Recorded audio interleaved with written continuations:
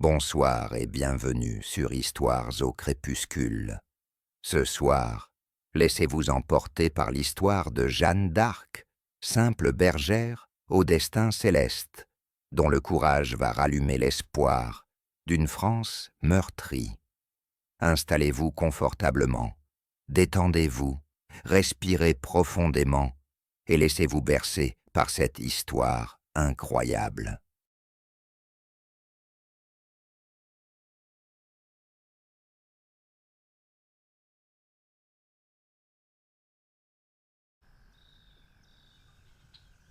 Chapitre 1. L'appel et le départ. Domrémy, terre natale.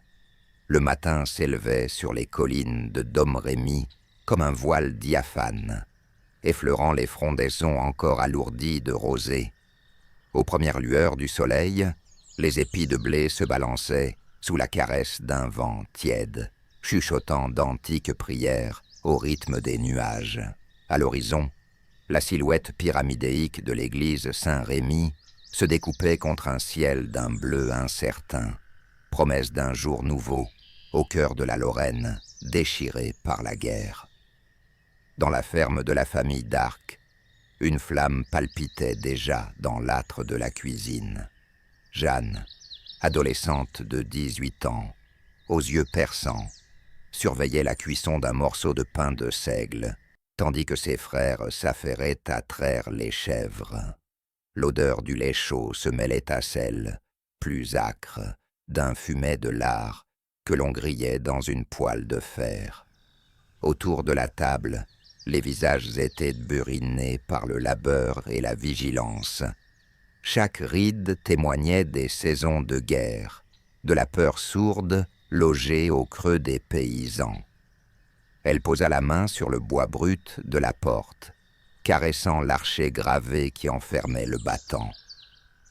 Ce matin-là, un pressentiment la traversa comme l'éclair. Les coqs chantaient l'annonce du jour, mais dans son œil, une lueur prophétique dansait, comme si l'archange Michel lui-même avait soufflé son nom dans le vent.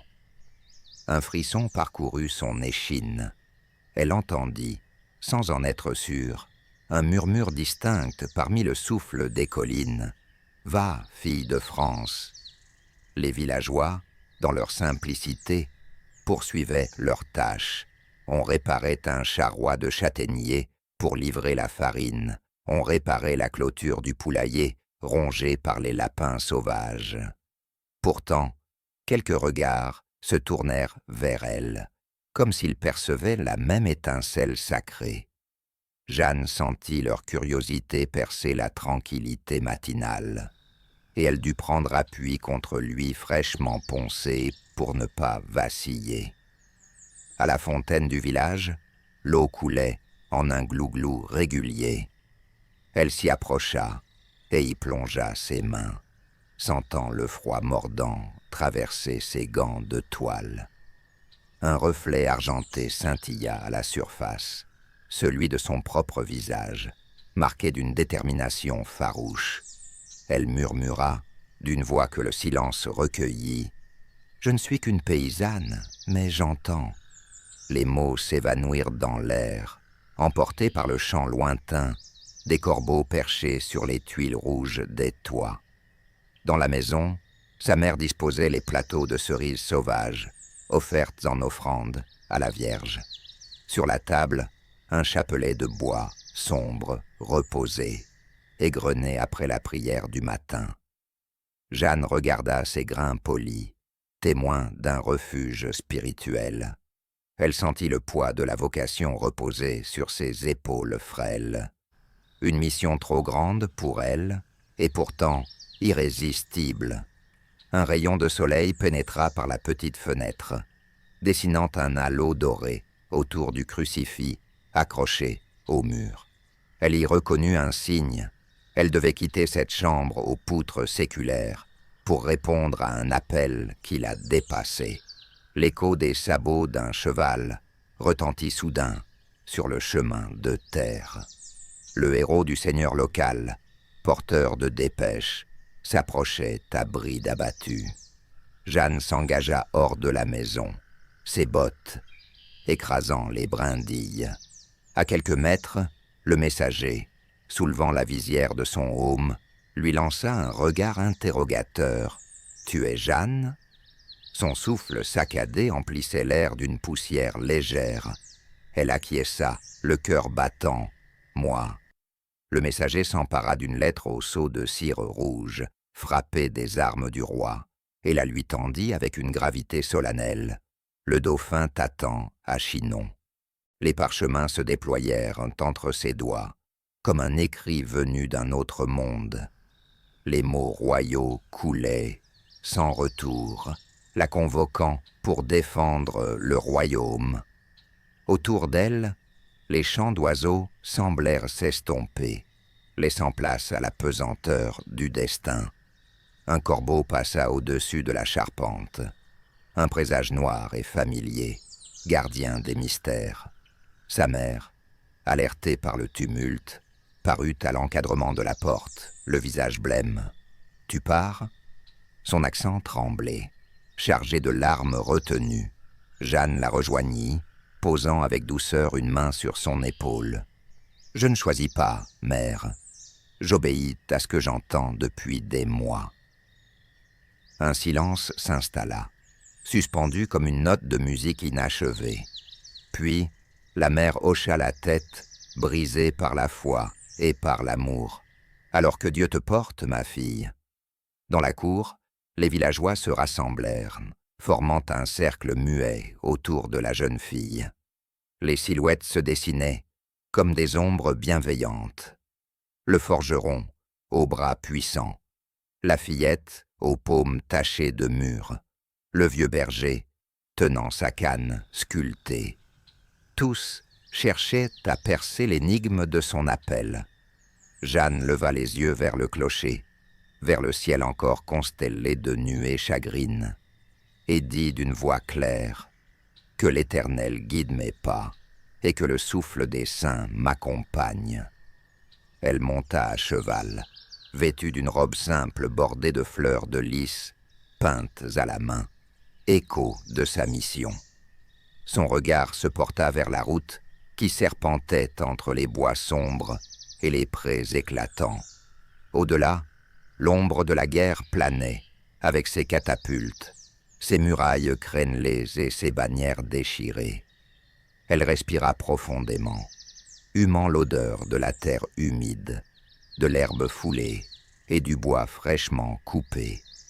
Dans ce bouquet aromatique, elle entendit à nouveau une voix intérieure. « Va, fille de la patrie !» Le cheval hennit, impatient, comme pour l'encourager à franchir le seuil. Elle posa un pied dans l'étrier, ajusta la bride et d'un léger coup de talon, prit la direction de l'est. Les cloches de Domrémy sonnèrent, annonçant son départ solennel. Le vent, complice invisible, souleva sa chevelure châtaine, la drapant d'une aura légère. Ainsi commençait son voyage, porté par l'espoir d'une France meurtrie et par la promesse d'ouvrir un chemin de lumière au-delà des ténèbres.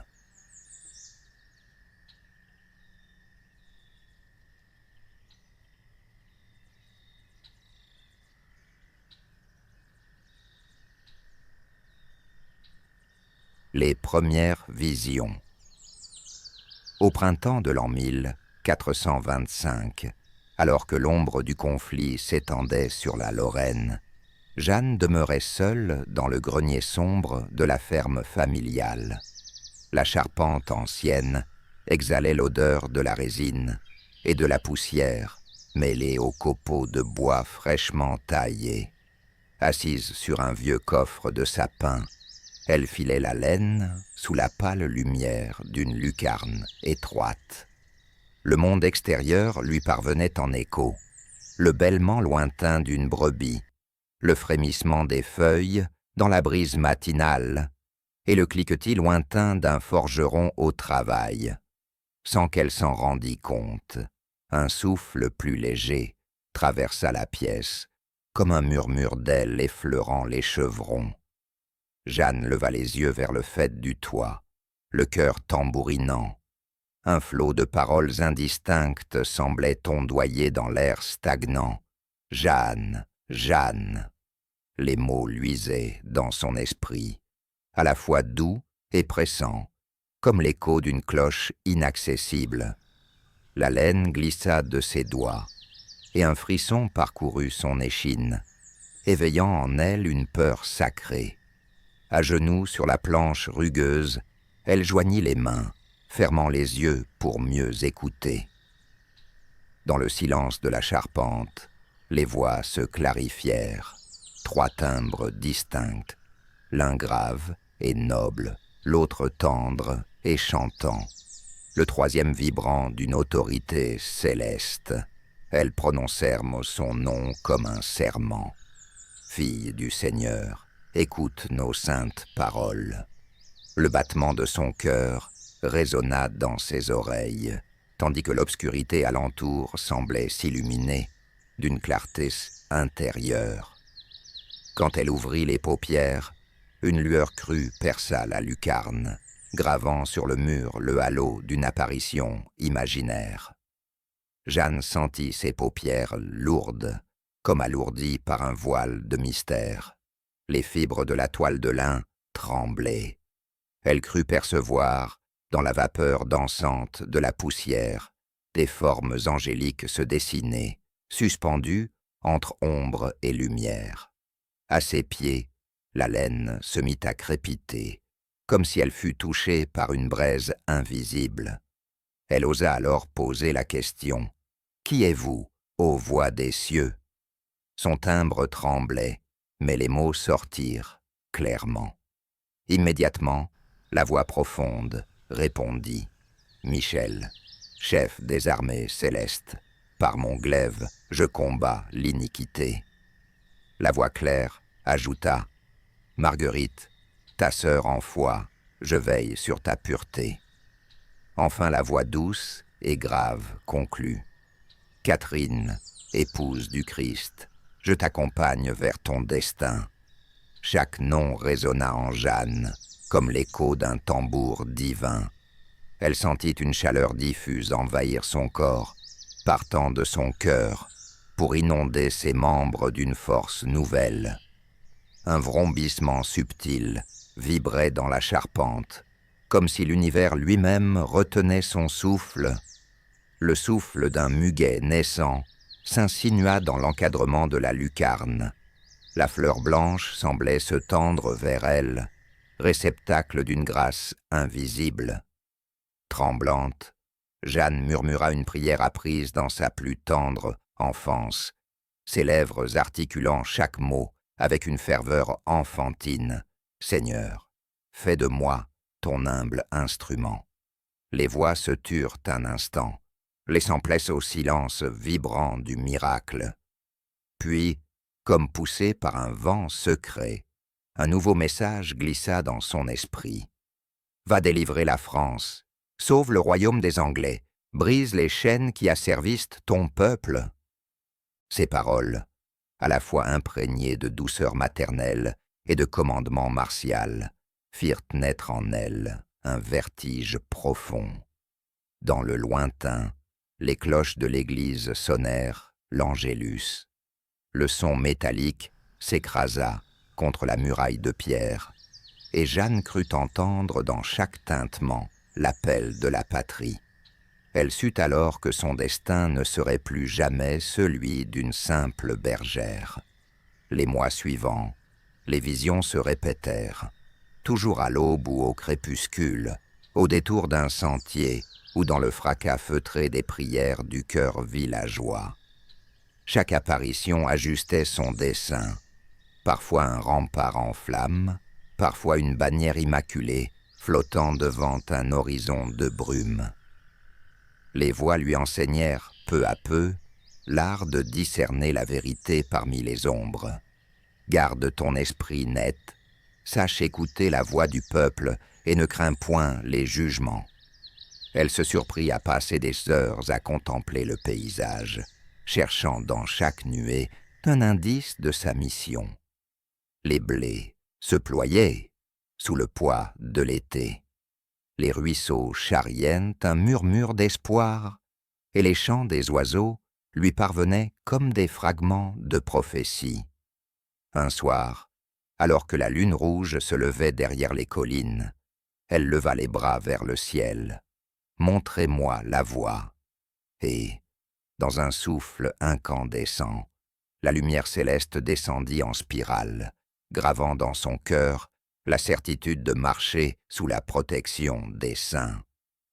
Quand vint le temps d'exposer ces miracles à sa famille, Jeanne redoubla de prudence et de ferveur. Elle confia à son confesseur intime, un vieux prêtre au visage ridé, le récit de ses rencontres surnaturelles. L'homme, après avoir tergiversé entre la crainte de l'hérésie et l'émerveillement, posa sa main calleuse sur son épaule. « Si Dieu te parle, ma fille, suis la voie de la vérité. » En ces mots simples se scella la destinée de la pucelle de Domrémy, prête à s'engager dans une aventure qui changerait à jamais le cours de l'histoire.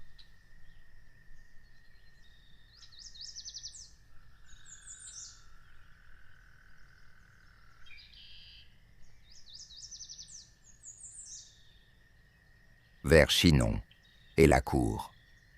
Au début de l'été de l'an de grâce, 1429, Jeanne quitta Domrémy sur un palefroid noir, à l'encolure fine et aux sabots luisants, escortée de quelques écuyers de confiance. L'aube pointait à peine lorsque le convoi s'élança sur le chemin de terre, creusé de traces d'attelages pressés et d'aspérités anciennes. La brume matinale flottait au ras des prés, drapant la campagne d'un voile diaphane, tandis que l'air, saturé d'une fraîcheur printanière, portait en lui l'arôme âcre des fougères et le léger piquant des prunelliers en fleurs. Chaque lieu franchi offrait à Jeanne un tableau nouveau, des bosquets cicatrisés par les incendies de la guerre, des vignes abandonnées où l'on devinait, sous le feuillage, les bâtons rouillés des sarments fauchés, et parfois, dans un fossé, une hampe de bannières déchiquetées, vestige silencieux d'une embuscade nocturne. Les oiseaux, eux-mêmes, chantaient avec méfiance, leurs trilles hésitants, comme s'ils redoutaient la présence des soldats ennemis. Un geais s'envola devant elle, ébouriffant l'air de ses plumes azurées.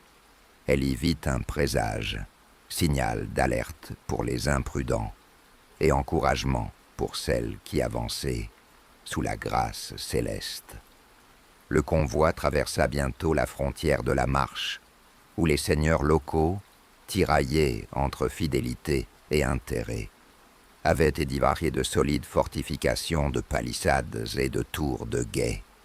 Les guérites se dressaient, gardiens de la frontière, leurs ours de bois projetaient des ombres menaçantes sur la route.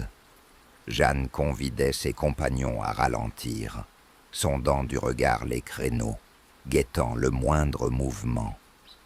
Dans l'air résonnait le crissement rythmique des roues sur les cailloux, écho d'un temps où l'équilibre de la France vacillait sous la pression anglaise et bourguignonne. Lorsqu'ils parvinrent aux abords du fleuve Vienne, la chaleur s'accrut comme un souffle de brasier. Les eaux dormantes miroitèrent sous le soleil, ourlées d'une écume légère. Le bac, voguant entre deux chaînes tendues, semblait flotter dans l'azur, porteur de promesses et de doutes. Jeanne posa la main sur le flanc du cheval, recueillant la vibration silencieuse de la bête. Puis, sans un mot, elle guida le convoi vers la rive opposée, franchissant le courant en un frisson de planches gémissantes et de poulies grinçantes. Sur la rive tourangelle, la terre était plus fertile, herbe haute, champs de lin déjà tissés de fils bleus et blancs. À l'horizon, la silhouette altière de Chinon se dessinait, couronnée par ses remparts de granit. Les tours massives sculptés par les vents, semblaient défier le ciel. Jeanne sentit son cœur se gonfler d'émotion. C'était là qu'elle devait parler au dauphin, et que son destin s'apprêterait à basculer. Le chemin gravissait un flanc de colline, parsemé de taillis et de genêts, dont les épines crissaient sous les pas des écuyers. Les premiers chants de cloches de Saint-Méloire-des-Ondes parvinrent, clairs et solennels, résonnant dans la vallée. Jeanne leva la tête. Le son semblait se répercuter contre les pierres anciennes, porteurs d'un message sacré. À mesure qu'ils approchaient, les maisons s'alignaient en une mosaïque d'ardoises et d'échoppes, de tisserands, d'apothicaires et de relieurs.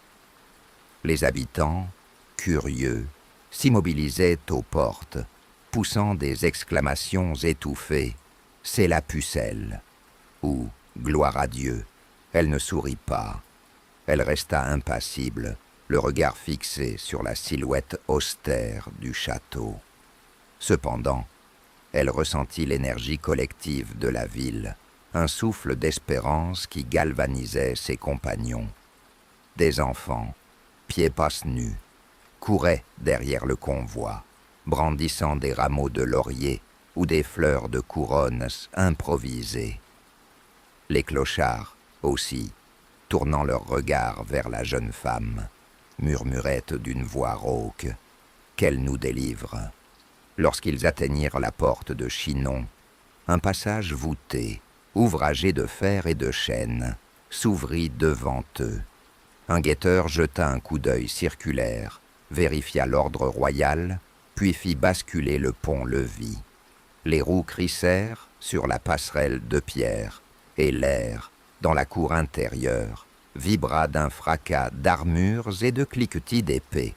Jeanne, descendue de cheval, retira son aume poli, dévoilant sa chevelure châtaigne retenue par une simple tresse. Elle inspira profondément. Le parfum de la pierre chaude, mêlé à l'odeur âcre du métal, emplissait ses narines. Au centre de la cour, des lances plantées formaient une forêt de pointes luisantes. Les écotiers murmuraient entre eux. Le dauphin n'a jamais reçu de bergère. Il nous dira quelle folie pousse une jeune fille à venir jusqu'ici. Jeanne marcha d'un pas décidé, ses bottines martelant la pierre, avec détermination. Elle se tourna vers l'un des écuyers.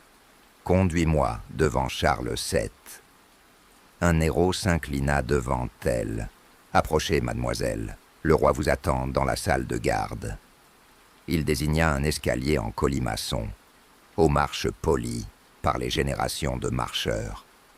Les torches disposées le long des murailles projetant des ombres dansantes, semblables à de vagues prières gravitant autour d'elle. Les murs, couverts de tapisseries décrivant la généalogie capétienne, chuchotaient en l'histoire d'un royaume en péril.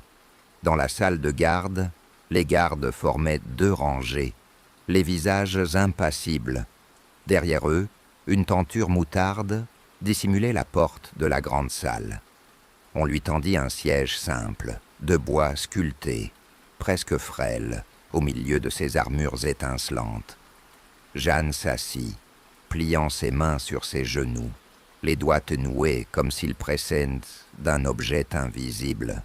Son regard, calme, scrutait la lourde tenture, comme si elle y lisait déjà les pensées du dauphin. Le silence s'étira, tendu comme une corde d'arc, puis un pas feutré résonna. Le roi, encore incognito, pénétra dans la pièce, vêtu d'une robe sobre, le visage dissimulé sous un capuchon vert. Jeanne resta immobile, le souffle suspendu. Il marcha jusqu'à elle, s'arrêta à quelques pas et retira lentement son capuchon. Ses traits juvéniles, empreints d'une mélancolie secrète, se révélèrent. Le dauphin baissa les yeux, marquant un respect, empreint d'inquiétude. « Pucelle de Lorraine, je vous ai fait appeler. Pourquoi portez-vous l'épée du ciel ?» Jeanne releva la tête, ses prunelles étincelantes fixant celles du prince. Sa voix, claire et assurée, brisa le silence. « Sire, je ne suis ni chevalier, ni courtisane. Je suis l'instrument de Dieu. Par moi, il vous ordonne de recevoir votre couronne à Reims et de chasser l'envahisseur. » Autour d'eux, les gardes se crispèrent, et un frisson parcourut la salle comme une bouffée de glace. Le dauphin plissa les lèvres, remettant son capuchon en hésitant, puis osa interroger. « Et vos visions, comment prouver leur vérité ?» À ces mots, Jeanne se leva, marchant lentement vers lui. Chaque pas résonnait dans la pièce, et ses bottines effleuraient le sol comme un glas discret. Elle s'arrêta face à lui, leva la main vers son cœur, et d'un ton solennel déclara « Je nommerai vos chevaliers, je rallierai vos barons, et je dévoilerai au peuple le Dieu qui veille sur la France. Si je mens, que mon épée s'effrite en poussière. Si je dis vrai, que les bannerets jurent fidélité à leur roi. » Le dauphin, touché par l'éclat de sa conviction, croisa les bras. Le silence retomba, profond. Enfin, il murmura « Que Dieu vous guide, pucelle. Nous verrons si votre foi soutient votre espérance. » Dans le halo vacillant des torches, Jeanne s'inclina. À cet instant, une rafale de vent sembla s'engouffrer sous les tentures, soulevant un coin de tapisserie révélant le blason royal. 3 fleurs de lys sur un champ. Azur, promesse d'un royaume à restaurer. Elle sut alors que la partie était engagée. La voix céleste l'avait conduite jusqu'ici, et désormais, rien ne pourrait la détourner de sa destinée.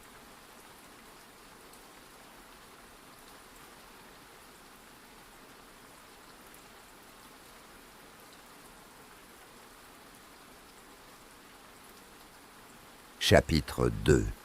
Orléans et la campagne de la Loire. Mobilisation et stratégie.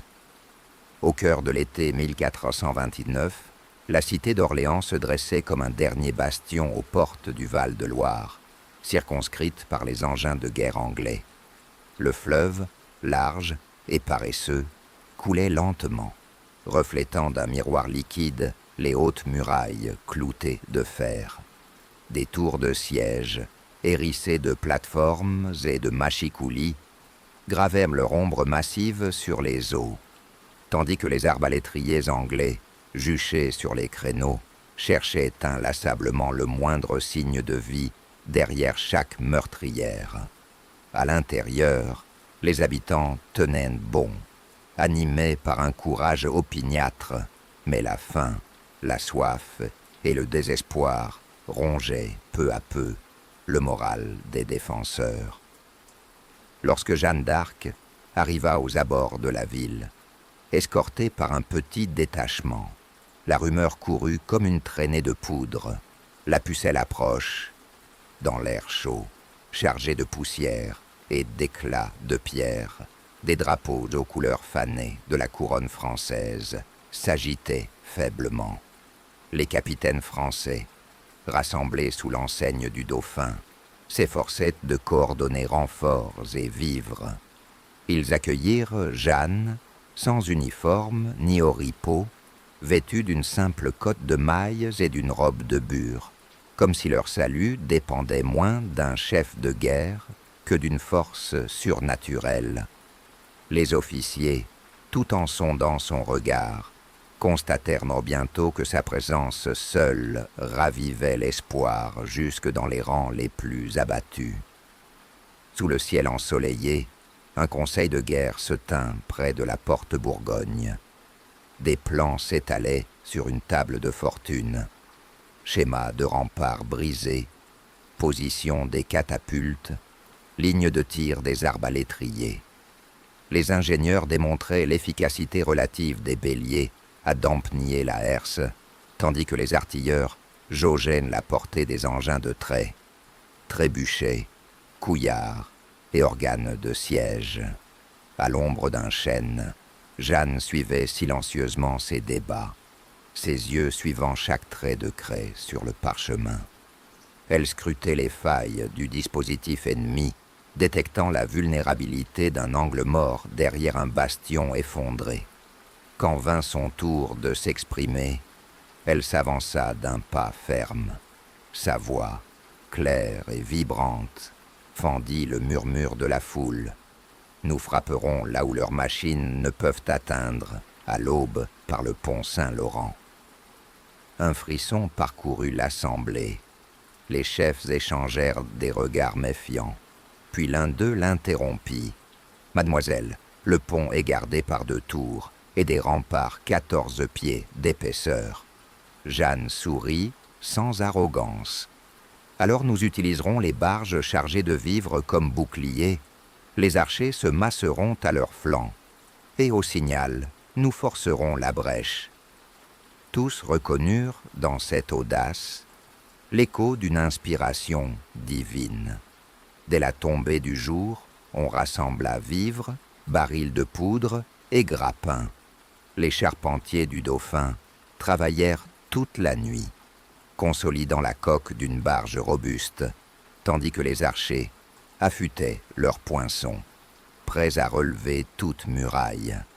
Jeanne parcourait les rangs, encourageant les piquiers et saisissant le bras de chaque soldat, comme pour absorber leur peur. « Combattez pour vos familles, combattez pour la France. » Son regard d'un bleu perçant semblait raviver la foi de chaque cœur.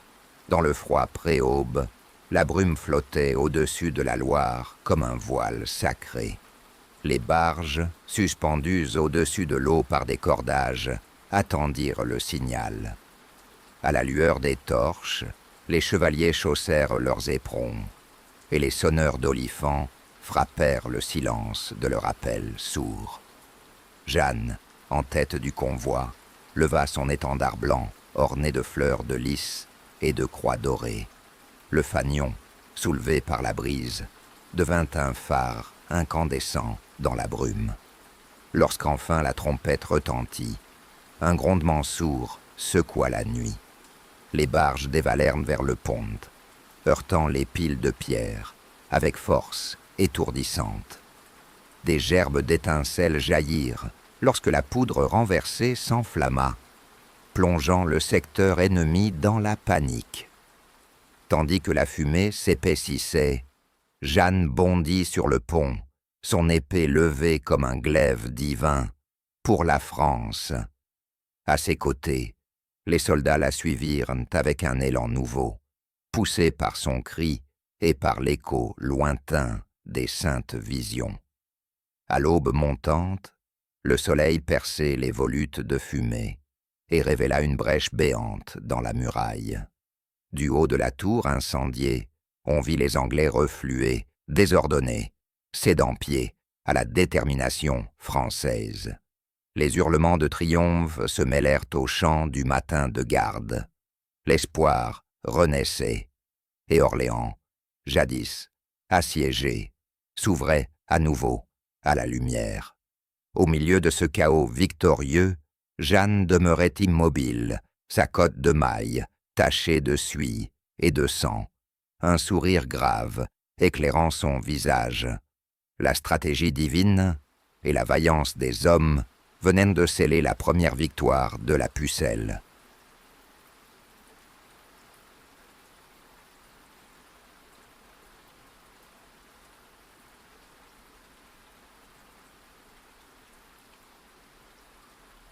Le soulagement d'Orléans. Le premier rayon du soleil filtrait à travers la brume résiduelle qui planait au-dessus de la Loire, transformant en éclats dorés les remparts meurtris de la cité reconquise. Les flammes de la nuit précédente avaient cédé la place à un silence solennel, seulement troublé par le clapotis de l'eau contre les coques renversées des barges et par le gémissement discret des blessés, allongés sur des linceuls de fortune.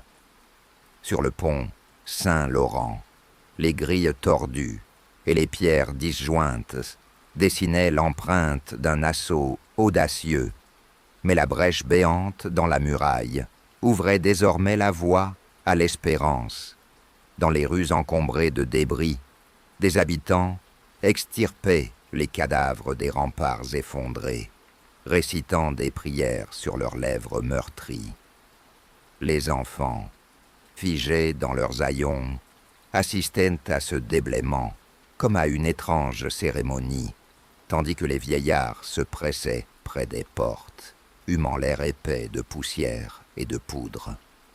À chaque coin de rue, des fresques improvisées, en sang et en boue, rappelaient le prix du siège, une allégorie de la souffrance et du salut, que chacun inscrivait avec doigté sur les murs. Jeanne d'Arc, encore enveloppée de sa cotte de mailles noircie, progressait lentement parmi la foule, les traits tirés par l'émotion. Elle marcha jusqu'à la cathédrale Notre-Dame d'Orléans, qui miraculeusement avait échappé aux flammes. La nef semblait veiller sur la cité comme une sentinelle silencieuse. Dans le chœur, les prêtres, agenouillés, murmuraient un « Te Deum » bercé par le frisson des voûtes anciennes. Lorsque Jeanne franchit l'huis colossal, un écho de murmures s'éleva. « Voilà celle qui nous a délivrés. » Elle s'agenouilla devant le maître-autel, posant son épée sur le dallage de pierre, comme pour offrir son instrument de guerre en hommage. Le parfum des cierges consumés flottait dans l'air, mêlé à celui, plus âcre, du fer et du sang séché. Dans cet espace sacré, la pucelle laissa couler ses larmes, symbole de la compassion qu'elle portait à chaque âme martelée par le siège. Les fidèles mêlaient leurs sanglots aux siens, tissant un instant de communion mystique entre la défense et la foi. En ressortant, Jeanne trouva les capitaines français réunis devant un échafaudage de fortune. Chacun d'eux, le visage couvert de suie, se tourna vers elle, et le plus âgé prononça, la voix nouée. « Pucelle, sans votre courage, cette ville serait tombée. Comment rendre grâce ?» Elle posa la main sur l'épaule du vieil homme, et d'un ton apaisant répondit « Ce triomphe appartient à tous, aux habitants qui n'ont pas cédé, aux chevaliers qui ont combattu, aux anges qui nous ont guidés.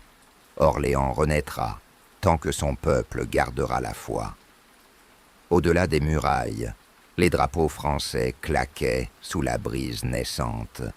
On hissait à nouveau la bannière fleur-de-lysée au sommet des tours reconquises. Des salves d'artillerie célébrèrent la victoire, envoyant dans le ciel des gerbes de fumée blanche, signe que le roi et le gouvernement pourraient s'appuyer sur cette cité libérée contre l'envahisseur. Jeanne observa ce rituel martial avec un léger sourire.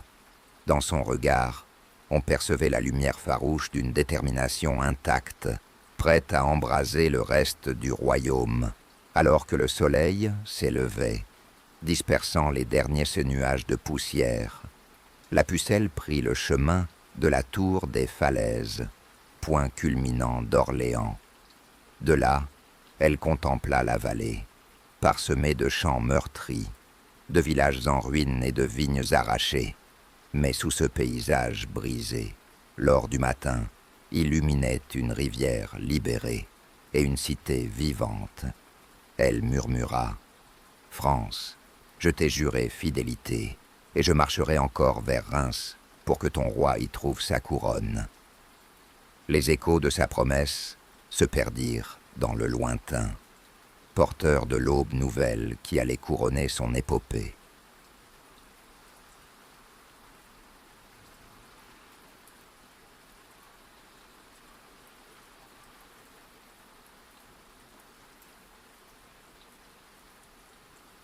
La suite de la campagne. Au lendemain du siège d'Orléans, dans l'aube encore humide du 11 juin 1429, la petite armée française quitta la cité libérée sous un ciel où circulaient d'épaisses volutes de nuages sombres, présage d'un orage à venir. Les bannières, repliées pour la plupart, furent fixées sur des perches. Seul l'étendard de la pucelle, blanc et orné de fleurs de lys, flottait haut, bousculé par un vent humide.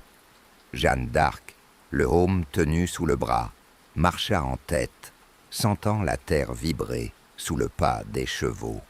Elle humait l'air, lourd de l'odeur de terre labourée et de fougères écrasées, comme si chaque irrégularité du sol lui murmurait le souvenir des combats passés.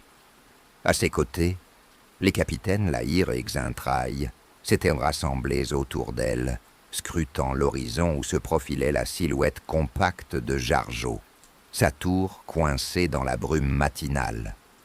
Lorsque la colonne atteignit les abords de Jargeau le 12 juin, l'étang de la Pitié étincelait dans la lumière grise, serti de hautes herbes et de roseaux bruissants. Les Anglais, retranchés derrière des remparts de briques et de moellons, levaient des vivres depuis plusieurs jours, convaincus que la cité tiendrait jusqu'au renfort. Mais Jeanne descendit de cheval et posa la main sur le talus. « Nous frapperons à l'aube », souffla-t-elle, le regard fixé sur les tours en ruine. Dans la nuit, on dressa des échelles, on amoncela des pierriers et on creusa une tranchée pour approcher les murs. Une pluie fine s'abattit, transformant le sol en bourbier. Elle martelait les casques d'un rythme régulier, comme un tambour de guerre. Le matin du 13 juin, la rumeur courait que le dauphin aurait envoyé un message codé. Avancez sous le signe de la rose. Signe que les vivres seraient livrés par barge, chargés de provisions déguisées en convois civils. Jeanne, enveloppée dans un manteau trempé, leva l'épée vers les assiégeants. Pour Jargeau, pour la France. Les pierriers lancèrent leurs boulets dans le ciel gris, et les arbalétriers français placèrent leurs lattées à portée de tir. Les Anglais, surpris, ripostèrent avec des flèches, mais un orage éclata, et le tonnerre écrasa le canon de leur morale. Des gerbes d'étincelles jaillirent des machines de siège, quand la foudre frappa un mât de pavillon ennemi, enflammant une réserve de poudre. D'un cri de joie contenu, Jeanne ordonna la charge. Les hommes franchirent la muraille éboulée, plantèrent la bannière sur la porte de la ville et chassèrent les défenseurs anglais, dont beaucoup furent faits prisonniers. Sans prêter le moindre repos à ses troupes, la pucelle poursuivit sa route vers Meung-sur-Loire. Le 15 juin, la Loire couvait un miroir d'encre sous un soleil voilé, et les remparts médiévaux de Meung, hérissés de mâchicoulis, se dressaient comme une denture sauvage. Au pont de pierre, Jeanne contempla l'eau sombre, murmurant un cantique à la Vierge. « Guide mes pas, que tes anges soutiennent nos lances. » Les cavaliers franchirent l'ouvrage branlant, leurs sabots glaçant la surface, tandis que l'infanterie formait un fer de lance. La garnison anglaise, peu nombreuse mais aguerrie, ouvrit le feu depuis les créneaux. Les boulets ricochèrent sur la pierre, projetant des éclats de roche dans l'air. Mais les Omerkins français avaient préparé un convoi de charrettes dissimulés derrière des drapeaux neutres. Soudain, au signal d'un coup de trompe assourdi, des chevaux lancés au galop firent irruption dans la cour du château, surprenant les Anglais et les contraignant à une reddition immédiate. Le seigneur de Meung, agenouillé devant Jeanne, implora la clémence, jurant fidélité au roi Charles VII. 3 jours plus tard, le 18 juin, la bataille de Patay s'annonça comme l'ultime démontre de la campagne de Loire. Les vents chauds du sud faisaient onduler les blés mûrs, et des volées de corbeaux tourbillonnaient au-dessus de la plaine, croassant comme pour avertir d'un massacre prochain. Jeanne se tint sur une butte herbeuse, sa silhouette se découpant contre l'étendue dorée, tandis que ses capitaines affinaient la disposition de la cavalerie. La Hire, le visage couvert de poussière, échangea un regard complice avec Montauban. Ils ne nous attendent pas en formation serrée.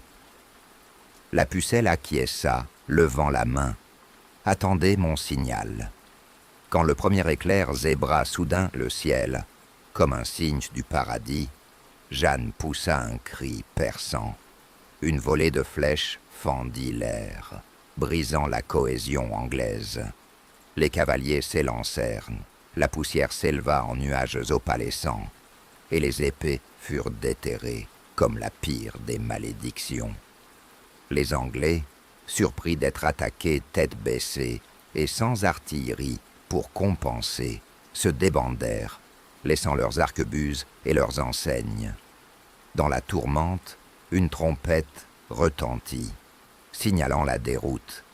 Jeanne, en personne, chargea vers le centre ennemi, son étendard flottant tel un nomade des cieux. Là, elle croisa le glaive d'un capitaine anglais, échangea un salut martial, puis fit reculer la ligne adverse d'un coup de poignet. Au soir du même jour, sous un crépuscule cramoisi, la plaine de Patay fut jonchée de carcasses de chevaux et de centaines d'étendards abandonnés. Les fers des lances brisées crissaient encore sur le sol, et l'odeur des bêtes mortes se mêlait aux relents de poudre. Jeanne parcourut le champ de bataille, priant pour les défunts et ordonnant l'enlèvement des blessés. Les survivants français, épuisés mais exaltés, se regroupèrent autour d'elle. La Pucelle, son visage sali par la suie et le sang séché, leva la voix avec force. La France renaît de son sang et de sa foi. Demain, nous marcherons vers Reims. Dans la nuit qui suivit, tandis que les torches dansaient sur les tentes et que les bardes entonnaient des cantiques guerriers, un faisceau de lune perça les nuées, éclairant le blason royal peint sur les aumes. Les soldats n'y lurent la promesse d'un destin plus grand que la victoire.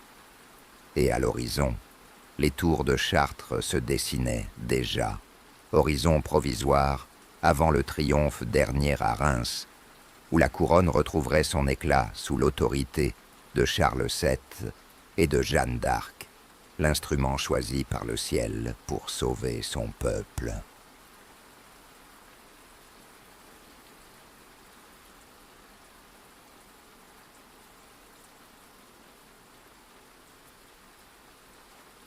Chapitre 3. Sacre et percé vers Reims.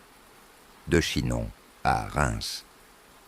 Au petit matin du 17 juin 1429, la cité de Chinon s'éveilla sous un ciel de plomb, chargé de gouttes menaçantes. Jeanne d'Arc, vêtue de son pourpoint léger bordé de fleurs de lys, s'engagea hors du château en compagnie du dauphin, désormais flanqué de ses barons les plus fidèles.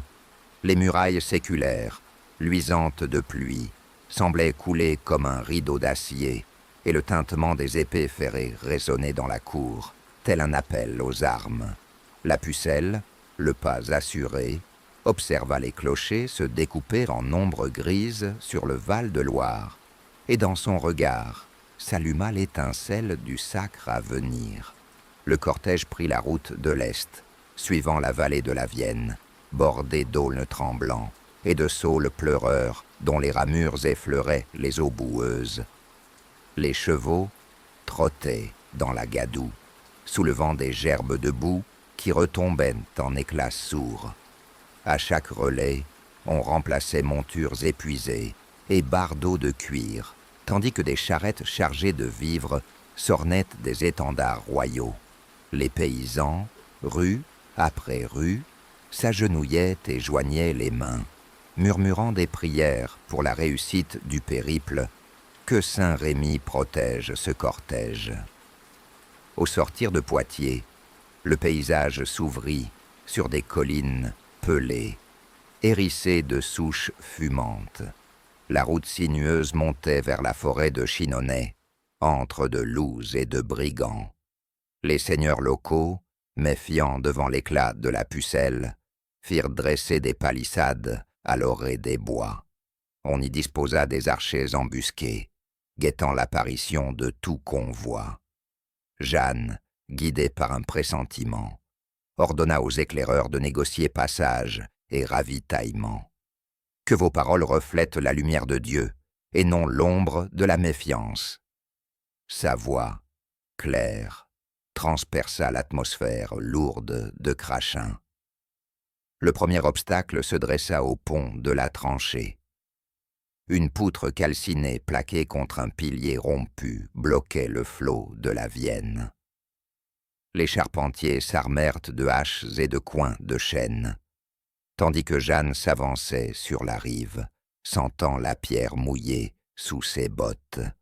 Elle toucha la pierre lichéneuse et y posa son front en silence, comme pour écouter la voix de la rivière. « Ouvre-toi, chemin de France !» À ces mots muets, 3 corbeaux surgirent des futaies, tournoyant haut dans le ciel, puis se posèrent sur le tronc brisé. Présage funeste pour l'ennemi, promesse de passage pour le cortège sacré. Lorsque le pont fut rouvert, le cortège s'engagea prudemment, les chevaux craquant sous l'effort. Jeanne resta en tête, sa bannière blanche se découpant contre la nappe grise du fleuve en crue. Dans chaque visage qui la suivait, elle lisait la même espérance, celle d'un couronnement qui unirait enfin les Capétiens. À midi, dans une clairière couverte de fougères, la pucelle leva la main pour ordonner halte. On dressa un autel de fortune, fait de pierres mliosques plates et de toile rouge, et le chapelain improvisa une messe itinérante. Les chants s'élevèrent sous le dôme des branches, mêlant le grégorien au roucoulement des merles, créant une liturgie sauvage et poignante. L'averse reprit, à la sortie de la forêt, convertissant les chemins en torrents de boue noire. Les chevaux glissaient, les charrettes s'embourbaient, et les visages se couvraient de gouttes lourdes. Un éclat de foudre zébra le ciel, et le tonnerre résonna comme une clameur céleste. Jeanne retira son aume, laissant l'eau couler sur ses mèches blondes. Elle joignit les mains et implora « Seigneur, fais de ce voyage un triomphe pour ta France. » Instantanément, une brise légère dissipa les nuages, laissant place à un ciel uniformément clair, qui fit lever une acclamation parmi ses compagnons. Miracle! Le lendemain, la plaine de la Champagne s'ouvrit devant eux. Un océan de blé mûr ondulant sous la brise, les villages, alignés comme des perles blanchies par le soleil, saluaient le cortège de pavillons bariolés. Jeanne, perchée sur un talon de pierre, pointa du doigt la silhouette lointaine de Reims, reconnaissable à ses flèches de calcaire blanc. Là-bas, la cathédrale nous attend. Son cri perça le silence, et les hommes se ressaisirent. Les chevaux galopèrent, les étendards claquèrent, et le sol trembla sous l'élan d'une armée galvanisée par la promesse du sacre. En approchant de Reims, le cortège croisa des témoins de la guerre, des ruines encore fumantes, des cimetières improvisés et des captifs libérés qui s'accrochaient aux jupes des chevaux pour implorer clémence et salut. Jeanne les étreignait, essuyant la poussière de leurs visages et murmurant « Restez fidèles au roi, car voici venir son heure. » Les barons, émus, regardaient en cet enfant de 20 ans accomplir un miracle politique par la force de sa foi. Enfin, au seuil de la cité sacrée, les portes de pierre s'ouvrirent dans un grondement de chaînes. Les gardiens, coiffés de casques dorés, déposèrent leurs armes à l'approche de la bannière fleur-de-lysée. La cathédrale Notre-Dame de Reims, monumental témoin des sacres capétiens, se dressait, ses sculptures gothiques témoignant d'une histoire millénaire. Jeanne, s'arrêtant devant le parvis, leva les bras vers la façade ciselée.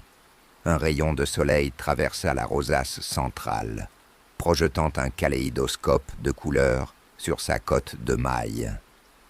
À cet instant, elle sut que la dernière étape de son voyage venait d'être franchie. Le sacre du dauphin s'annonçait comme un couronnement de l'espérance de toute la France.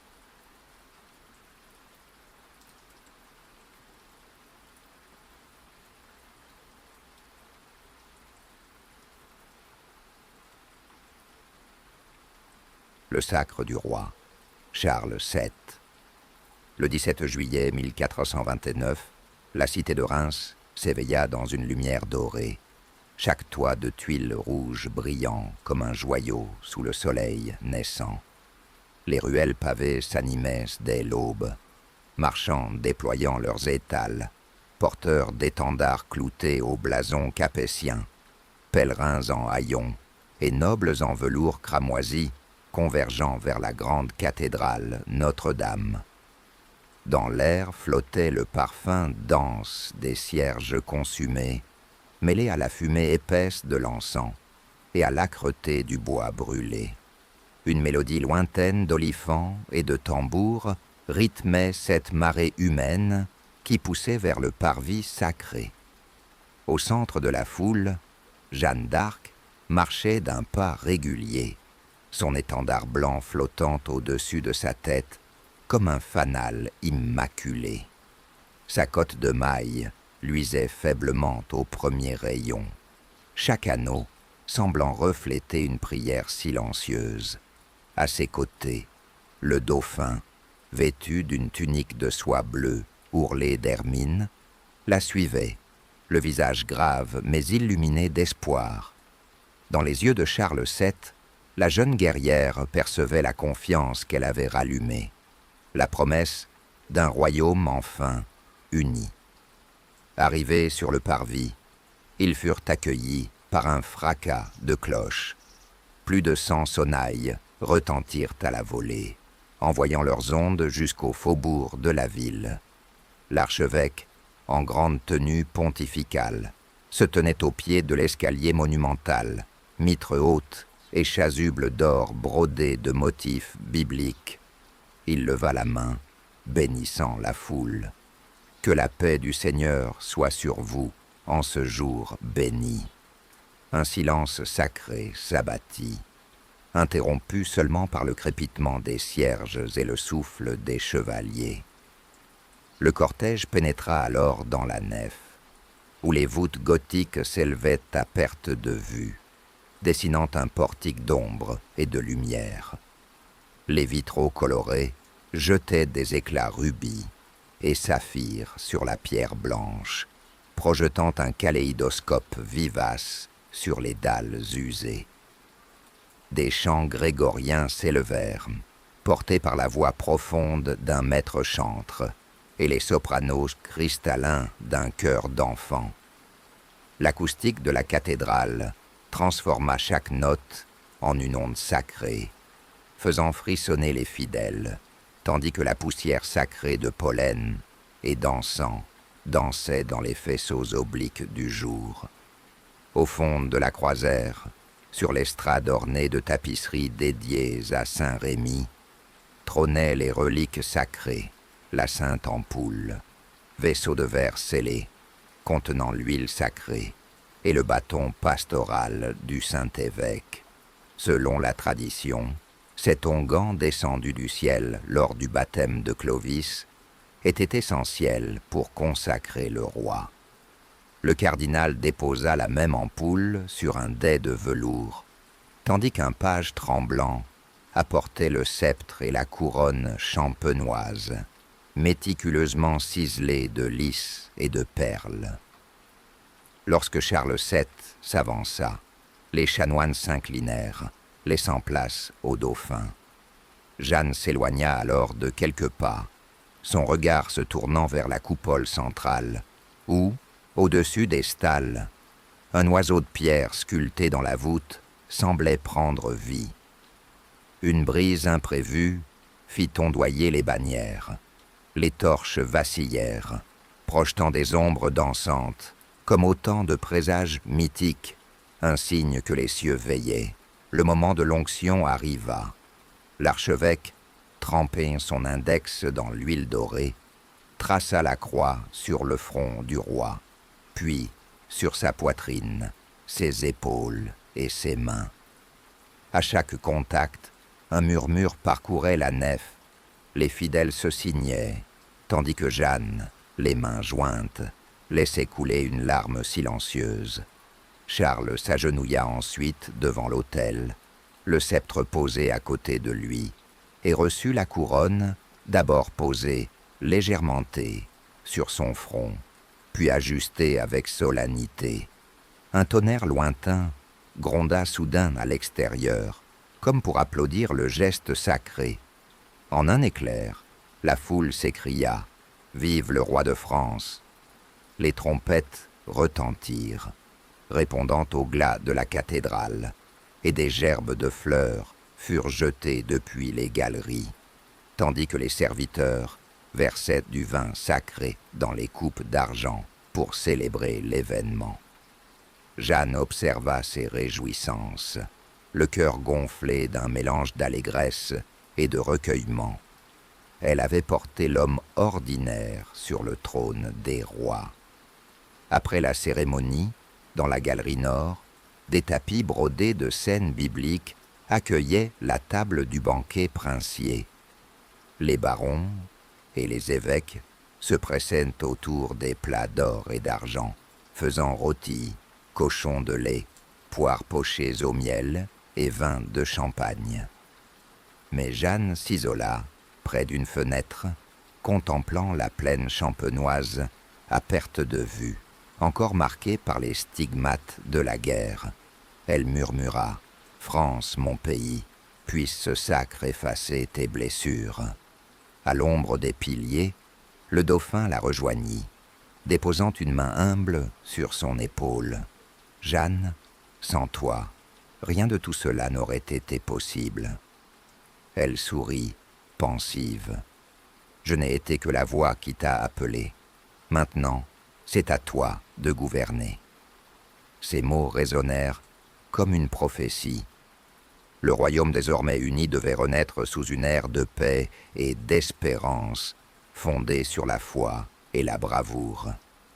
Ainsi s'acheva le sacre, sanctifié par la grâce céleste et la force d'une jeune fille au destin hors du commun. Dans les siècles à venir, on se souviendrait du 17 juillet 1429, comme du jour où la Pucelle inscrivit son nom dans les annales de la France, dressant pour l'éternité l'étendard de l'espoir au-dessus des ruines de la guerre.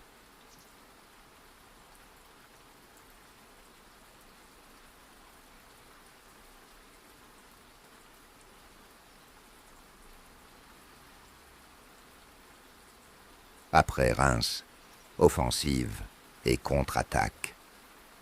Lorsque le cortège sacré quitta Reims, la Pucelle laissa derrière elle l'éclat des voûtes gothiques et l'odeur des cierges fondus.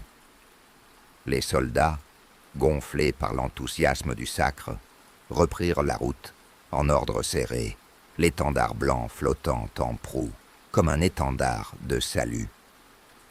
Le soleil de juillet chauffait la plaine champenoise jusqu'au sillon desséché où les paysans, le front marqué par la soif, s'arrêtaient pour contempler ce cortège d'un autre âge, mi-miracle, mi-légende.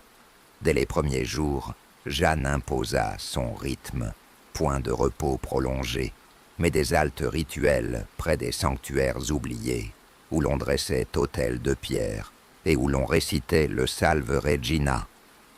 Les eaux claires d'un puits portatif coulèrent dans les calices d'argent, tandis que le chapelain murmurait litanies et supplications.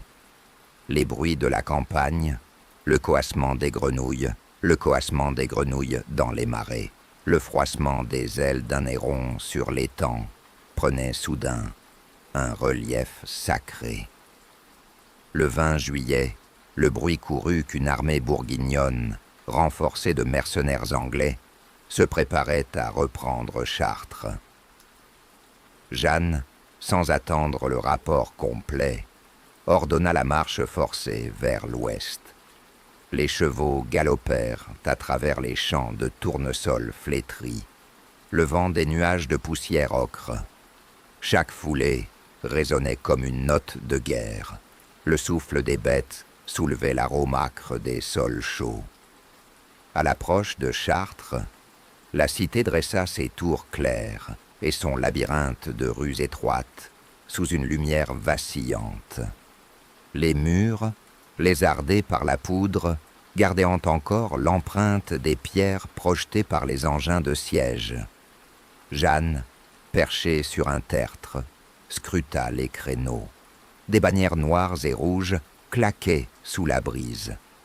Sans hésiter, elle empoigna son bâton de guerre. « Chevalier, nous frapperons au cœur de la ville. » Un rire rauque répondit, mais le regard de la pucelle, intense comme un braise, éteignit toute moquerie. La bataille eut lieu à la lisière des vergers. Des arbalétriers français, tapis derrière des haies de pommiers, décochèrent leurs carreaux, tandis que les piquiers formaient un mur hérissé de pointes. Le soleil rougissait tout, transformant les verges de blé en brasiers. Soudain, un cri de corne déchira l'air. La ligne bourguignonne, mal disposée, recula devant l'audace française. Jeanne, sabre dégainé, enjoignit la cavalerie. Maintenez la pression. Les destriers chargèrent, fendant la poussière en gerbes étincelantes, et la victoire bascula. Mais la joie fut de courte durée. Dans les jardins de la ville, des archers anglais surgissèrent des buissons, déchargeant leurs arcs longs dans un crépitement sinistre. Les Français, surpris, chancelaient. L'armure de maille résonnait sous l'impact des flèches. Jeanne, au milieu du carnage, leva son étendard. « Rassemblez-vous à l'ombre de mon étendard. » À ses pieds, les blessés trouvèrent refuge, et les hommes, galvanisés par son exemple, reformèrent la cohue, repoussant l'ennemi vers les portes. Dans l'étroitesse des rues, la mêlée devint un duel d'ombres et de cliquetis, épée contre épée, hache contre bouclier. Chaque coup portait la promesse d'un lendemain libre. Les murailles tremblaient sous les chocs, et les vitraux de la cathédrale teintaient comme des glas miniatures. Enfin, un cheval devant le grand portail s'effondra, ouvrant une brèche pour l'infanterie. Les hommes de Jeanne, poussés par un cri unique de ralliement, pénétrèrent la cité, scellant sa délivrance. Malgré la prise de Chartres le 24 juillet, les contre-attaques anglaises redoublèrent d'intensité. Un détachement ennemi, sous couvert d'une nuit sans lune, infiltra les faubourgs et incendia des granges pleines de fourrages. Les flammes jaillirent soudain, dévorant les murs de torchis et projetant des ombres dansantes sur les maisons, tandis que le feu happait les âmes. Jeanne entendit les hurlements des paysans, et des larmes roulant sur ses joues, elle ordonna « Coupez le ravitaillement ennemi ». Dans la brume du matin, ses éclaireurs rapportèrent la position d'un convoi de vivres cachés dans un vallon boisé. Elle piqua en avant, seule, à la tête d'une escouade légère. Le sous-bois bruissait de vie, le craquement des brindilles, le chant des mésanges, la fuite d'un sanglier effrayé. À l'orée d'un fourré d'aubépines, les Anglais reposaient sous un toit improvisé. D'un geste sec, Jeanne fit signe à ses hommes, entourez-les sans bruit. Les épées au clair, ils surgirent, telle une nuée de faucons. La reddition fut immédiate. Les prisonniers s'allongèrent, abandonnant mousquets et canons. Au retour, elle fit distribuer le pain et le fromage aux habitants de Chartres, assiégés depuis des semaines. Le parfum rustique des pains fraîchement cuits, mêlé à celui du lait caillé, rétablit un instant la paix dans la cité meurtrie. Les larmes de reconnaissance se mêlèrent à la poussière rouge des remparts. Jeanne s'agenouilla sur le parvis, et un vieil homme, agenouillé à ses côtés, lui murmura « Tu es l'ange de Dieu, sans toi, nous serions perdus. » Elle ne répondit que par un regard de fer et de douceur. Tandis que Juillet cédait la place à Août, la Pucelle et ses compagnons se tournèrent vers Paris. Malgré la fatigue des corps et l'usure des armes, la flamme de l'espérance ne faiblissait pas. Dans l'air toujours chargé de présages, les corbeaux gravitaient autour des tours royales, croassant comme pour prévenir d'une lutte encore plus rude. Jeanne, le visage tourné vers l'horizon, murmura « Paris tombera, si Dieu le veut ». Ces mots retentirent dans l'âme de la France, prête à suivre son épopée jusqu'au bout des murailles.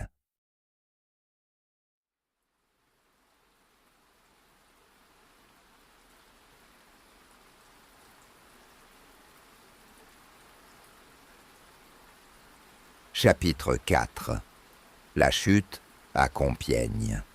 Le matin du 23 mai 1430 s'annonçait sous un ciel bas et lourd, où les nuages, gonflés d'une pluie menaçante, glissaient silencieusement au-dessus des toits de Compiègne.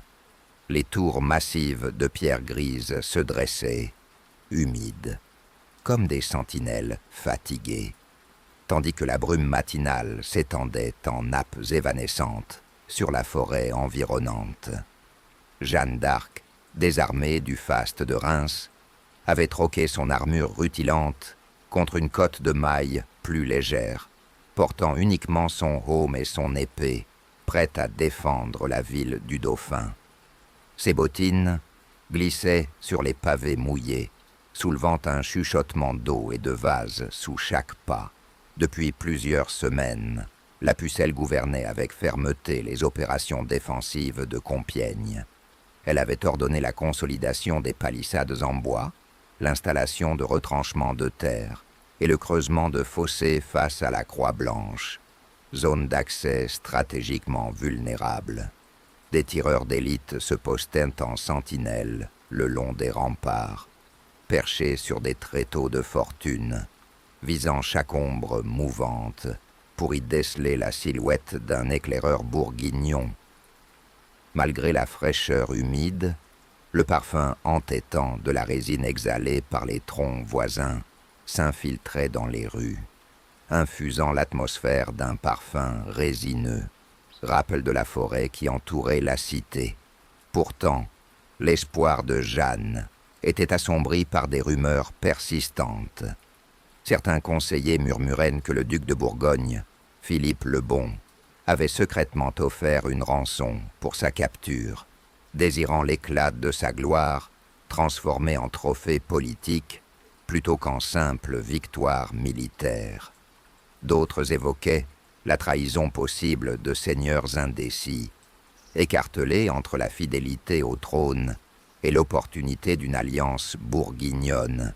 La jeune chef, dans sa tente bardée de faux unis, improvisait des prières, ses lèvres épousant les grains rugueux de son chapelet, tandis que dans les flammes de la bougie, elle discernait parfois la danse de silhouettes spectrales, présage funeste de sa destinée.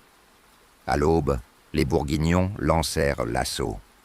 Des crêtes de chevaliers lourds surgirent derrière les saules du bas village, formant un fer de lance de cavaliers imposants.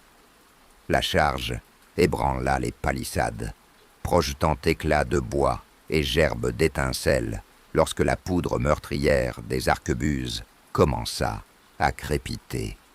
Jeanne, convaincue que son devoir était de galvaniser les troupes, se précipita hors de la porte Saint-Rémy. brandissant son étendard blanc. Son cri résonna comme un coup de tonnerre. Pour la France et pour Charles. Les défenseurs, galvanisés, repoussèrent l'assaut initial, brisant la cohue des cavaliers par un mur de lances et de hallebardes. Mais l'ennemi, malin et patient, aménagea une diversion. Des unités légères s'infiltrèrent discrètement dans les faubourgs, déguisés en paysans en fuite, brandissant des faux pour tromper les gardes. À mi-chemin de la rivière Aisne, un détachement feignit la reddition, déposant armes et armures devant une petite porte de service. Intriguée, Jeanne s'introduisit à leur suite dans l'étroit passage, entre des masures entorchies, son cœur battant la chamade, alors qu'elle suivait les hommes vers un chemin en spirale menant vers la cour intérieure. Lorsqu'elle aperçut la rue principale, au-dessous, baignée d'un clair-obscur humide, un hurlement soudain retentit. Une ligne de piquiers bourguignons fermait le passage, les lames et les pointes scintillant d'un éclat brutal. Piégée, Jeanne leva l'épée pour défendre sa tenue.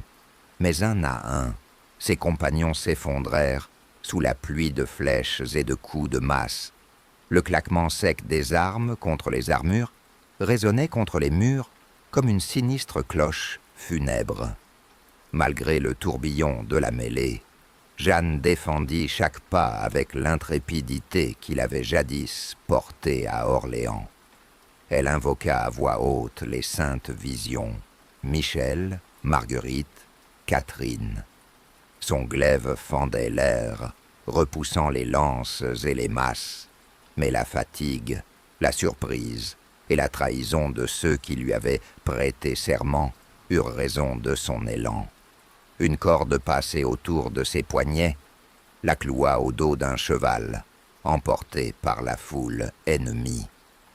Dans un dernier sursaut, elle tenta de se débattre, ses genoux heurtant le flanc de la monture, tandis qu'autour d'elle, la cité de Compiègne disparaissait dans un bourdonnement confus.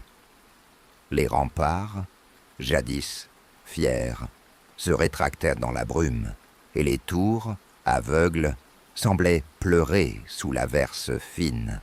À travers les gouttes de pluie, ses larmes se mêlaient à l'eau du ciel, formant sur son visage un voile d'amertume et de résignation.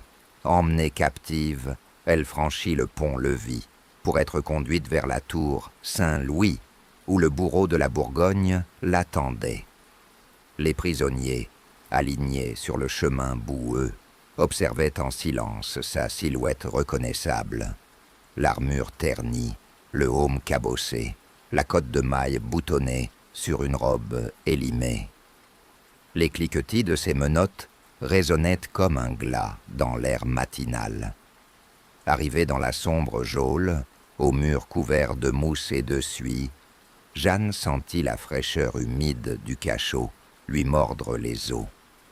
Les faibles rayons de lumière, filtrant par une meurtrière étroite, dessinaient sur le sol des barres de lumière vacillantes, comme des barreaux imaginaires. Les barreaux métalliques projetaient des ombres mouvantes, donnant l'illusion d'un labyrinthe sans fin. Seule, dans cet antre de pierre, elle tomba à genoux, le visage tourné vers le mince ray de clarté. Elle murmura une dernière prière, ses lèvres formant presque un sourire malgré la douleur. « Mon Dieu, si telle est ta volonté, fais-moi subir ce supplice pour la délivrance de ma patrie. » Dans le silence du cachot, son serment résonna, écho d'une âme inébranlable. Ainsi se termina la bravoure de Jeanne à Compiègne, prélude aux épreuves qui devaient forger sa légende éternelle.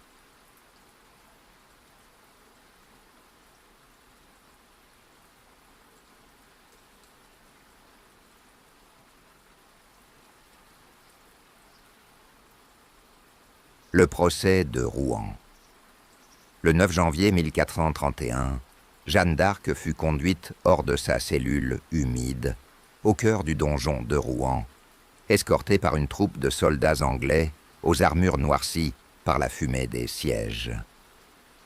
L'aube blafarde filtrait à peine à travers les meurtrières étroites, projetant sur les murs de pierre des ombres vacillantes, pareillement vivantes et inquiétantes. On la fit passer sous un porche voûté, dont les clés résonnaient en un cliquetis sinistre, avant de gravir un escalier en colimaçon dont chaque marche grinçait sous le poids de son pas. Le parfum nacre de la suie et de la pourriture montait des souterrains et, dans l'air glacial, Jeanne sentit se serrer sa cotte de mailles comme un carcan d'acier. Dans la grande salle du palais de justice, transformée en tribunal d'exception, la grande table des juges trônait sous des tentures noires. 13 ecclésiastiques et juristes anglais, vêtus de robes pourpres ourlées de fourrure, y prenaient place, lisses et impassibles, le regard sévère. La salle, longue et étroite, mêlait l'odeur âcre du bois ancien à celle plus douceâtre de la cire fondue des bougies, tandis que le vent d'hiver s'engouffrait par les fenêtres grillagées en jetant un frisson sur les visages. Les murmures de la foule, composés d'officiels, de clercs et de curieux, formaient un grondement sourd, suspendu entre curiosité et retenue. On conduisit Jeanne au centre de la pièce, face au procureur Jean Massieu, dont le visage, mince et dédaigneux, semblait sculpté dans l'ivoire du jugement. Il se leva, ses doigts effleurant la reliure d'un registre épais, et, d'une voix froide, énonça les chefs d'accusation: parjure, hérésie, sorcellerie, port d'habillement masculin et prétention à entendre des voix illusoires, autant de crimes contre l'Église et contre la couronne d'Angleterre. Un frisson parcourut l'assemblée, tandis que les flambeaux projetaient derrière le procureur une auréole théâtrale. Jeanne, les mains entravées de menottes, se dressa avec fierté. Sa chevelure avait été rasée, laissant sur son crâne des sillons rouges, mais ses yeux, brillants de défi, ne trahirent ni peur ni repentir. À sa droite, le dominicain Cochon, archevêque de Beauvais, leva un doigt accusateur. « Pucelle, tes visions sont des inventions du démon. Tu t'es joué des faibles et des ignorants. » Sa voix résonna dans la voûte, marquant chaque syllabe d'un écho de colère. Sans vaciller, Jeanne répondit d'une voix claire: « Vous me jugez selon vos intérêts, non selon la vérité. Si j'ai menti, que Dieu me brise en poussière. Si je dis vrai, que vos jugements s'effondrent. » Son œil s'illumina d'une flamme intérieure, et dans cet instant, certains assistants crurent entendre, sous le grincement des chandeliers, un murmure imperceptible: « Justice !» Les interrogatoires commencèrent. On la pressa de questions théologiques: la nature de la Trinité, la doctrine de l'incarnation, les préceptes canoniques sur l'hérésie. Chaque réponse de Jeanne, façonnée par l'enseignement de son confesseur et par la simplicité de sa foi, déconcertait ses examinateurs. Lorsqu'on l'accusa de porter un habit d'homme, elle répliqua: « Je n'ai pris ces vêtements que pour préserver ma pudeur et ma vie. » Devant cette sincérité, une rumeur monta. Quelques juges échangèrent des regards embarrassés. Le 24 février, au terme de 15 jours d'audience, un événement rompit la monotonie tragique du procès. Jeanne fut autorisée à demander la présence de ces voix célestes devant le tribunal. Elle se leva, pâle mais résolue, et ferma les yeux. « Je vous dis qu'elles me parlent chaque jour. Je ne les invoque pas pour tromper, mais pour servir le roi et le royaume. » Dans le silence pesant, on vit la poussière flotter dans un rayon de soleil, comme si l'air lui-même vénérait son serment. Pour vérifier sa bonne foi, le cardinal Prévost-Sédille proposa un examen exorciste. On invoquerait le rituel chrétien pour chasser un éventuel démon. Mais lorsque l'on demanda à Jeanne de prononcer le rinçage d'eau bénite et les formules rituelles, elle déclara simplement « Si Dieu est en moi, ces paroles me suffisent ». Les prêtres, déconcertés, se murmurèrent entre eux. Certains craignaient que la jeune femme ne fût protégée par une force au-delà de leur science.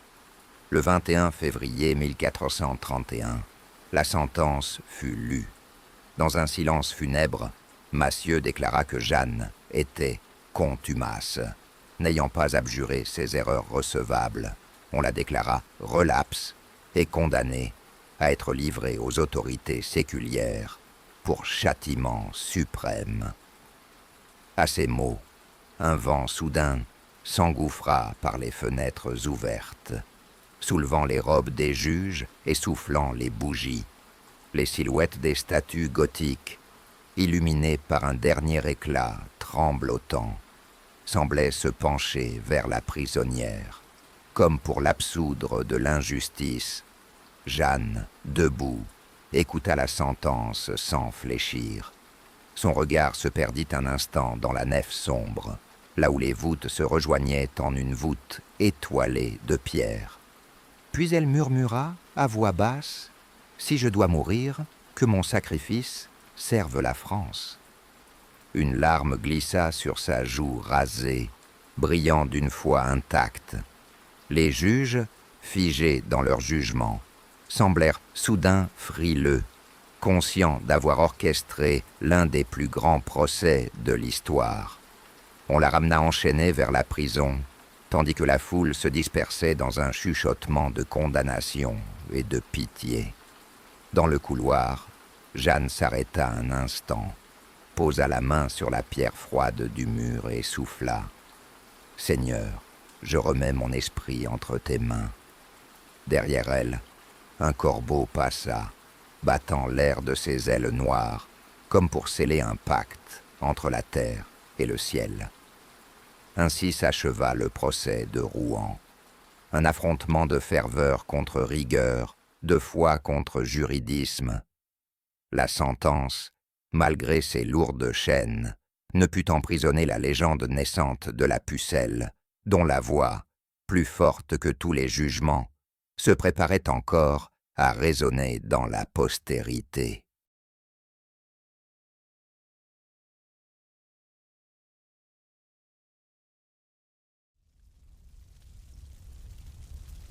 Martyr et héritage. Aux premières lueurs de l'aube du 30 mai 1431, Rouen se drapait de brume et d'un silence funèbre. Les pavés du bourg se collaient sous les sabots des gardes, tandis que les façades à colombages, noircies par la suie des sièges, paraissaient retenir leur souffle. Jeanne, emmenée hors de sa cellule au pas cadencé de l'horloge ronde, portait toujours sa cotte de maille, usée jusqu'à la trame, et son visage, malgré la fatigue et la faim, conservait l'éclat d'une conviction inébranlable. Ses poings, liés devant elle, gardèrent l'empreinte des fers, mais son buste se redressait avec la dignité d'une reine sans couronne. La place du vieux marché, pavée de dalles disjointes et de pavés sombres, était déjà envahie par une foule dense, petits marchands pressés de vendre leurs reliques et chapelets, curieux drapés de capes usées, nobles dissimulés derrière de riches velours piqués d'or, et mendiants clopinant parmi les passants. Dans un coin, un échafaud de bois brut s'élevait, son arceau surmonté d'un gouttière de fer, où pendait une immense corde nouée, sinistre pendaison, qui devait conclure le supplice. Le bûcher, quant à lui, se dressait sur une estrade plus basse, entouré de fagots d'aulnes et de chênes, son assemblage soigneux promettant une combustion lente et douloureuse. À son passage, les soldats anglais se turent. formant un corridor étroit dont les lances dressées créaient un tunnel menaçant. Jeanne marcha, imperturbable, jusqu'au centre de la place, sous le crucifix de pierre, érigé en mémoire des martyrs. Les cloches de Notre-Dame de l'Armor s'élevèrent d'un seul coup, un glas grave et solennel qui se répercuta contre les toits, comme l'appel d'une destinée.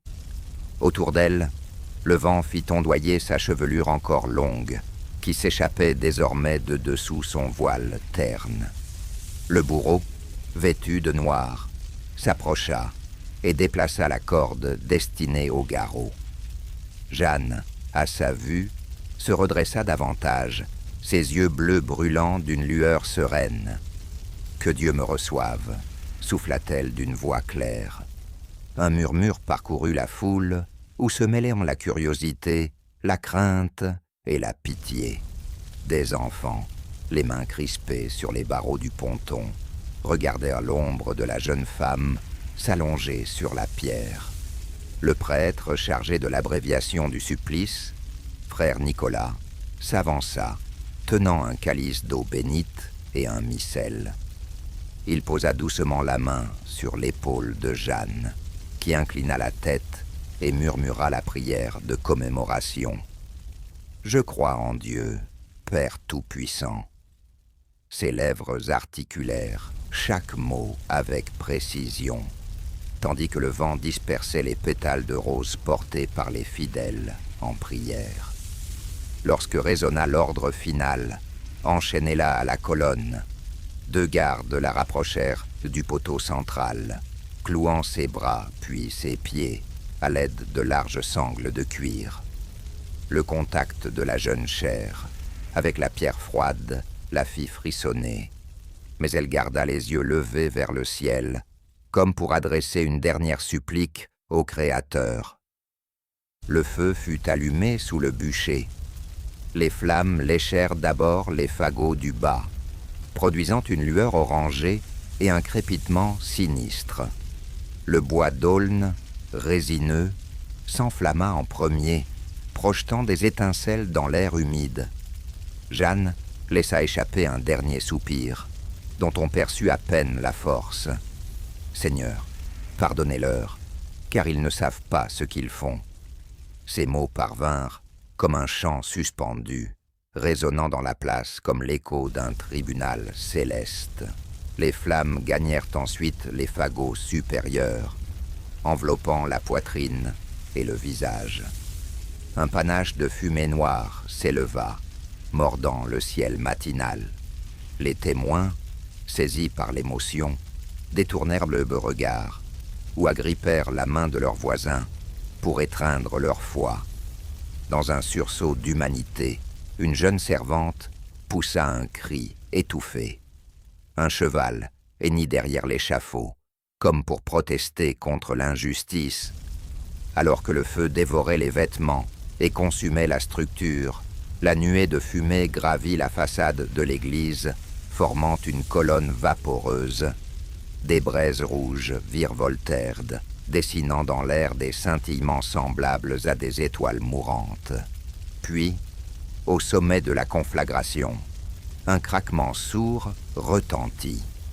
Le bûcher s'effondra dans un fracas de bois sec, projetant les braises en gerbes vers le ciel. Quand les derniers lambeaux de flammes se consumèrent, l'estrade fut éventrée, révélant un tas de cendres incandescentes. Les gardes, après avoir attendu un moment, s'approchèrent avec des pinceaux pour y recueillir les restes, destinés à être jetés dans la Seine. La populace, immobile, paraissait figée dans l'effroi et l'admiration. Une douce pluie commença alors à tomber, comme une bénédiction muette, effaçant les vestiges du supplice et offrant une purification symbolique. Le corps de Jeanne, réduit en cendres, laissa derrière lui un parfum nacre et poisseux que le vent dispersa parmi les étals désertés. Les reliquaires improvisés se brisèrent sous le poids de la foule, qui voulut recueillir la moindre parcelle. Un cheveu noirci, un os calciné, comme le souvenir tangible d'un martyr. Les autorités anglaises, craignant la diffusion de la ferveur populaire, firent ramasser promptement les cendres pour les jeter dans la Seine. Mais la légende, elle, ne put être noyée. Les années suivantes, le souvenir de la pucelle ne cessa de grandir. Dans les prieurés et les couvents, on récitait des chapitres entiers de son procès pour dénoncer l'injustice. Les héros de France chantaient ses exploits comme des épopées, transformant son nom en bannière spirituelle. En 1456, un nouveau procès de réhabilitation, initié par le roi Charles VII, reconnut l'innocence de la jeune femme et condamna ses juges pour procédure irrégulière. Les actes de ce procès, soigneusement recopiés, circulèrent dans les chancelleries royales et féodales, rétablissant pour toujours l'honneur de Jeanne. Au fil des siècles, son image devint celle d'une héroïne mythique. Statues de bronze dans les places publiques, vitrail coloré dans les cathédrales, poèmes épiques sur les tréteaux des saltimbanques. Les noms de ses complices fidèles, La Hire, Xaintrailles, Gilles de Rais, s'effacèrent peu à peu devant la force de sa légende. Les historiens, rationalistes ou romantiques, continuèrent d'interroger les archives, fascinés par la convergence des récits surnaturels et des faits militaires. À Domrémy, une chapelle fut érigée sur le lieu de sa naissance. À Orléans, on planta un olivier en mémoire de la délivrance de la ville. À Reims, on disposa une relique de la Sainte Ampoule près de l'autel où s'était accompli le sacre. Chaque lieu devenait un canton de son pèlerinage posthume, attirant pèlerins et touristes, hommes d'église et enfants avides d'aventure. Dans le cœur de la France, Jeanne d'Arc demeura l'incarnation de l'espérance nationale, la voix qui avait uni un peuple sous la bannière royale, l'étendard qui avait inspiré des générations de combattants et de croyants. Sa vie, brève et flamboyante, aura tissé une trame indélébile dans la mémoire collective, comme une étoile filante dont la lumière perdure au firmament de l'histoire. Ainsi s'achève l'épopée de la pucelle. Elle laissa derrière elle une marée de ferveur, un monument de récits et de chants, une empreinte de foi et de courage. Et chaque fois que l'aube se lève sur la Lorraine, ou que le soleil effleure les pierres de Reims, on peut presque l'entendre, dans le souffle du vent ou le murmure du fleuve, prononcer une dernière fois son serment. « France, je t'ai aimé, et pour toi, je donnerai jusqu'à mon dernier souffle. »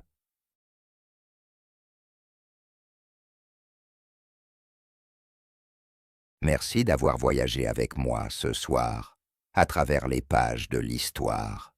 J'espère que ce récit vous a apaisé et fait rêver. N'oubliez pas de vous abonner à Histoires au crépuscule pour découvrir de nouvelles aventures qui vous accompagneront vers un sommeil serein. Prenez soin de vous et à très bientôt.